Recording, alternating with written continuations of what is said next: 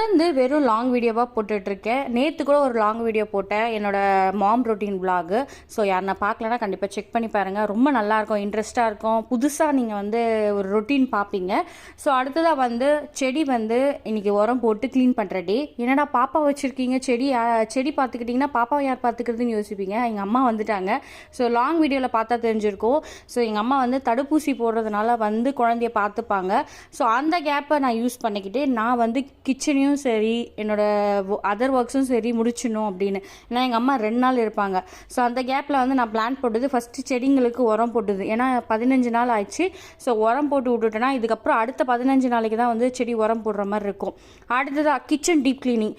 So டெலிவரிக்கு அப்புறம் kitchen என் கையிலே இல்லை. ஸோ எல்லாருமே மாமியாரும் அம்மாவும் மாற்றி மாற்றி யூஸ் பண்ணதுனால எல்லா பொருளும் எங்கே இருக்குது ஏது இருக்குதுன்னு எனக்கு தெரியல. ஏன்னா நான் வந்து இப்போது ஸ்டார்ட் பண்ணிட்டேன். ஏன்னா இதுக்கப்புறம் நம்ம கிச்சன் நம்மளோடது தான்.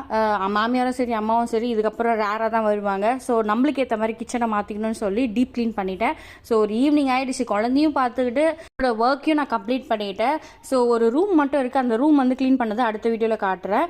அமேசானில் எனக்கு வந்து இந்த கேரி பெட் வந்து பாப்பாவுக்கு ஜிப்பு போயிடுச்சு. இன்னொன்று பாப்பா வளர்ந்துட்டான். ஸோ அந்த பெட்டு பற்ற மாட்டேங்குதுன்னு சொல்லிட்டு நான் ஒரு ஐடியா பண்ணி இந்த அமேசான்லேருந்து இந்த ப்ராடக்ட் வாங்கினேன். ஆனால் பாப்பா வளர்ந்துருவான். கேரி பெட் வந்து பார்த்திங்கன்னா ஒரு குறிப்பிட்ட மாதம் வரைக்கும் தான் யூஸ் பண்ண முடியும். அதுக்காக நான் என்ன பண்ணேன் பார்த்தீங்கன்னா, இந்த மாதிரி வந்து டபுள் சைடு யூஸ் பண்ணுற மாதிரி ஒரு மேட்ரஸாகவும் யூஸ் பண்ணிக்கலாம், கேரி பெட்டாகவும் யூஸ் பண்ணிக்கலாம்.